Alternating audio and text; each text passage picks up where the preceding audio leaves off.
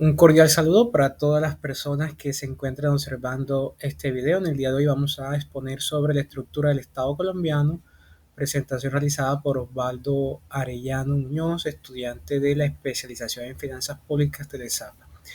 Bueno, quisiera empezar tomando como base los dos primeros artículos de la Constitución Política, que en mi opinión definen o resumen claramente de qué forma se organiza nuestro Estado y cuáles son sus fines, la razón de ser de ese Estado.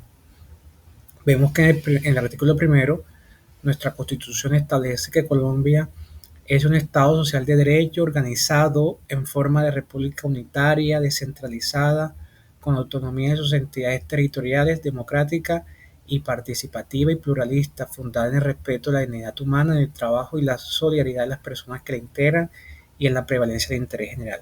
Entonces vemos cómo nuestra Carta Política desde su primer artículo ya nos muestra cuál es la forma de organización de nuestro Estado, que es república unitaria, pero que a la vez debe ser descentralizada desde las regiones y que estas entidades deben tener autonomía para que haya realmente unos principios democráticos, participativos y pluralistas con unos ejes que son la dignidad humana, el trabajo y la solidaridad. Por su parte, el artículo segundo nos muestra cuáles son los fines esenciales del Estado.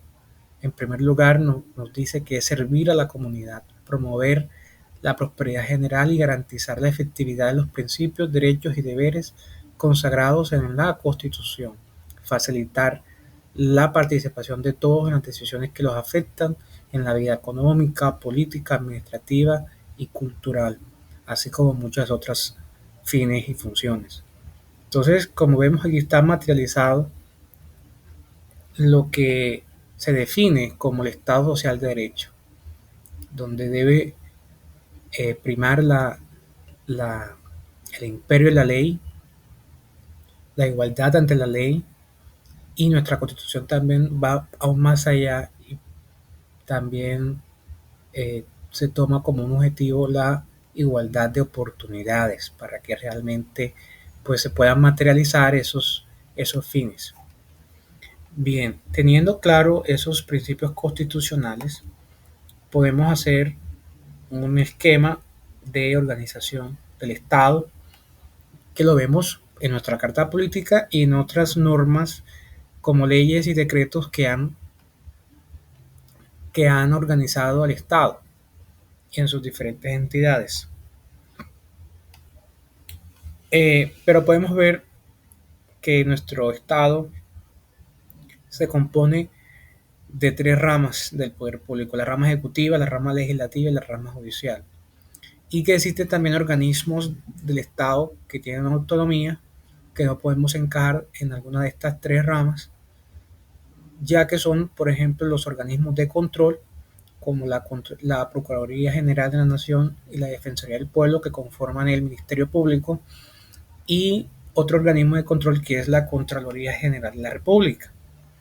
También vemos las entidades de la organización electoral, como el Consejo Nacional Electoral y la Registraduría Nacional de Estado Civil.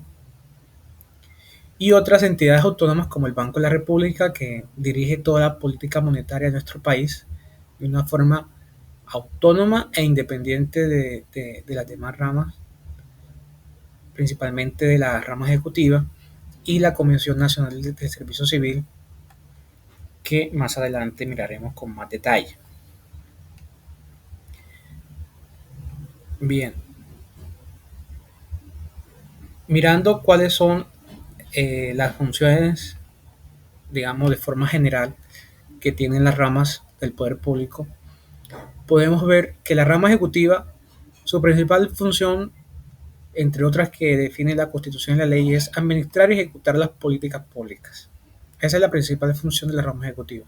Y está en cabeza del presidente y sus ministros, de los gobernadores en el caso de los departamentos y de los alcaldes en el caso de los municipios y los distritos.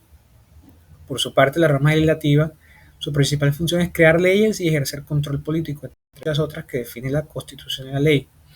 Está conformado por el Congreso. En nuestro caso, En nuestro país el Congreso es bicameral. Está compuesto por una Cámara Alta, que es el Senado, y una Cámara Baja, que es la Cámara de Representantes. Estas dos ramas, los miembros de estas dos ramas son elegidos por voto popular. Son elegidos directamente por el pueblo los funcionarios que dirigen estas dos ramas.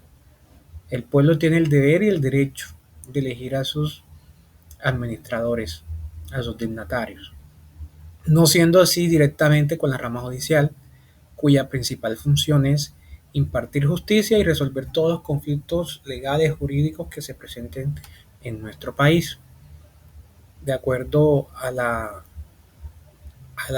tipo y a la competencia de estos conflictos. Está compuesto por las cortes, como la Corte Suprema de Justicia, la Corte Constitucional y el Consejo de Estado, así como la Fiscalía y los tribunales. A diferencia de las dos ramas anteriores, la rama judicial no es elegida directamente por el pueblo, ya que la Constitución y la ley pues determinan cuáles son sus formas y sus mecanismos de elección. Por ejemplo, en el caso de la Corte Constitucional, sus miembros son elegidos por el Senado de la República, de ternas que envía el Consejo de Estado, la Corte Suprema y el presidente. La Corte Suprema, los magistrados de la Corte Suprema son elegidos por los mismos magistrados de la Corte. El fiscal es elegido por una terna enviada por el presidente de la República, es elegido por la Corte Suprema de Justicia y así sucesivamente. Es decir, no son los dirigentes de estas cortes no son elegidos directamente por voto popular, precisamente por las funciones que tienen, que es impartir justicia y resolver los conflictos. Y por último podemos mencionar el caso de los organismos autónomos como los organismos de control. Estos organismos tienen funciones sancionatorias y disciplinarias para, para vigilar y procurar de que todos los funcionarios públicos pues cumplan la ley y que sus acciones se encuentren dentro de la ley. La Procuraduría tiene funciones sancionatorias en el tema disciplinario, la Contraloría para hallar responsabilidad fiscal y la Defensoría pues se encarga del respeto, de velar por el respeto de los derechos humanos de la población. Los otros organismos son el Consejo Nacional Electoral y la Registraduría Nacional del Estado Civil, que entre otras funciones pues tienen la de administrar los, los procesos electorales para elección de los miembros de las otras ramas del poder público, para las elecciones de presidente, de senado, de alcaldes y concejales, etcétera. Y por último, vemos las entidades autónomas como el Banco de la República, que habíamos dicho que dirige toda la política monetaria del país, fija la tasa de interés intercambiaria, entre otras. Y la Comisión Nacional del Estado Civil, perdón, la Comisión Nacional del Servicio Civil, que tiene entre sus funciones la de administrar todos los procesos de concurso de méritos para suplir los empleos de carrera administrativa de las entidades públicas. Bueno, de una forma resumida, esa es la presentación. Muchas gracias por su atención.